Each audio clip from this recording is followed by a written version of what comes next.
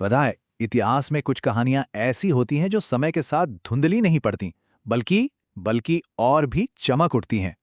आज हम एक ऐसे ही हीरो लाचित बोरफुकन की कहानी में उतरने वाले हैं। तो चलिए कहानी की शुरुआत करते हैं हाल की एक घटना से। इसी साल 2024 में असम में एक विशाल 125 फुट ऊंची प्रतिमा का अनावरण किया गया। लेकिन ये सिर्फ पत्थर और धातु का एक स्मारक नहीं है। नहीं, ये प्रतीक है एक असाधारण विरासत का। तो सवाल ये उठता है कि आखिर ये थे कौन और 17वीं सदी की इनकी कहानी आज भी इतनी अहम क्यों है कि उन्हें इतना बड़ा सम्मान दिया जा रहा है। चलिए इसी सवाल का जवाब ढूंढते हैं। तो उनकी कहानी को समझने के लिए सबसे पहले जरा उस सम्मान को देखते हैं जो उन्हें आज मिल रहा है। और देखिए, लाचित का सम्मान सिर्फ एक प्रतिमा तक ही सीमित नहीं है। जोराहट में बनी इस शौर्य की प्रतिमा के अलावा इंडियन आर्मी ने उनके नाम पर एक नया मिलिट्री स्टेशन भी बनाया है। मतलब, इससे उनके गहरे प्रभाव का अंदाजा लगाया जा सकता है। ठीक है, तो अब वर्तमान से सीधा चलते हैं अतीत में, उस दौर में जब लाचित बोरफुकन एक किंवदंती, एक लेजेंड बने। तो सोचिए, हम बात कर रहे हैं 17वीं सदी की। पूर्वोत्तर भारत में अहोम साम्राज्य एक बहुत बड़ी ताकत हुआ करता था। ये लोग अपनी आज़ादी के लिए जाने जाते थे और इन्होंने ताकतवर मुगल साम्राज्य को सदियों तक आगे बढ़ने से रोके रखा था। लाचित का जन्म एक बहुत ही प्रभावशाली परिवार में हुआ था और उनका मिलिट्री करियर बहुत तेजी से आगे बढ़ा। वो शाही अंगरक्षक के कमांडर से सीधे अहोम सेना के कमांडर इन चीफ यानी बोरफुकन बने।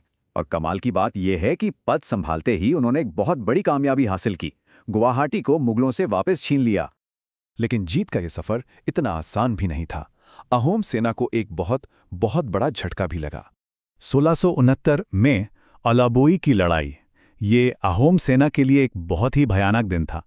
सिर्फ एक लड़ाई में उन्होंने अपने 10,000 सैनिक खो दिए। सोचिए, 10,000 सैनिक! ये एक ऐसा नुकसान था जो किसी भी सेना का हौसला तोड़ सकता था। लेकिन इस जबरदस्त हार ने लाचित को तोड़ा नहीं, बिल्कुल नहीं, बल्कि उन्होंने इससे एक सबक सीखा और अपनी स्ट्रैटेजी को उस आखिरी निर्णायक लड़ाई के लिए और भी धारदार बनाया जो आने ही वाली थी। और यहीं से शुरू होता है उनकी कहानी का सबसे शानदार अध्याय, सराय घाट की लड़ाई। देखिए, ये किसी भी तरह से बराबरी की लड़ाई नहीं थी।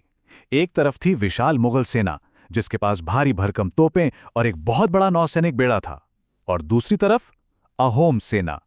हाँ, वो संख्या में कम थे, लेकिन उनके पास एक सीक्रेट वेपन था, ब्रह्मपुत्र नदी की गहरी समझ और उनकी छोटी तेज नावें जो इस इलाके के लिए बिल्कुल परफेक्ट थीं। लड़ाई अपने सबसे नाजुक मोड़ पर पहुंच चुकी थी और ऐसा लग रहा था कि अहोम सेना अब हारने ही वाली है। और ठीक इसी नाजुक वक्त पर उनके सेनापति लाचित बोरफुकन तेज बुखार से तप रहे थे, बिस्तर पर थे। अपने लीडर को वहां ना देखकर सैनिकों का मनोबल पूरी तरह टूट गया और वो पीछे हटने लगे।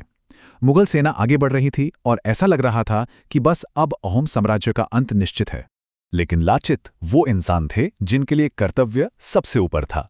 एक मशहूर किस्सा है कि उन्होंने काम में लापरवाही बरतने पर अपने सगे मामा को सजा देते हुए कहा था, मेरे मामा मेरे देश से बड़े नहीं हैं।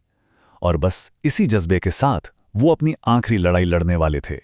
भयंकर बीमारी के बावजूद लाचित एक नाव पर सवार हुए और सीधा जंग के मैदान में उतर गए। अपने लीडर को सामने देखकर सैनिकों में जैसे एक नई जान आ गई।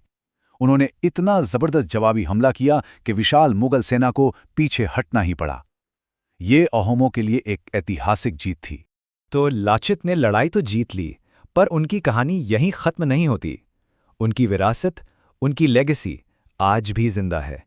लेकिन दुख की बात यह है कि इस शानदार जीत के सिर्फ एक साल बाद ही अप्रैल 1672 में लाचित बोरफुकन का निधन हो गया। वो अपनी जीत का जश्न ज्यादा समय तक नहीं मना पाए। पर उनकी विरासत आज भी कई रूपों में जिंदा है। हर साल 24 नवंबर को लाचित दिवस मनाया जाता है। देश की सबसे बड़ी मिलिट्री एकेडमी एनडीए अपने बेस्ट कैडेट को उनके नाम पर गोल्ड मेडल देती है। और जैसा कि हमने शुरू में देखा, उनके सम्मान में विशाल प्रतिमाएं बन रही हैं, मिलिट्री स्टेशन का नाम रखा जा रहा है, और तो और उनका मकबरा आज भी एक तीर्थ स्थल है। तो आखिर एक हीरो की कहानी में ऐसा क्या होता है कि वो 400 साल बाद भी पूरे देश को प्रेरित करती रहती है? शायद इसका जवाब सिर्फ लड़ाई जीतना नहीं है। शायद जवाब है कर्तव्य। लीडरशिप और अपने देश के लिए अटूट प्रेम की एक ऐसी मिसाल कायम करना जो कभी कभी भी पुरानी नहीं पड़ती।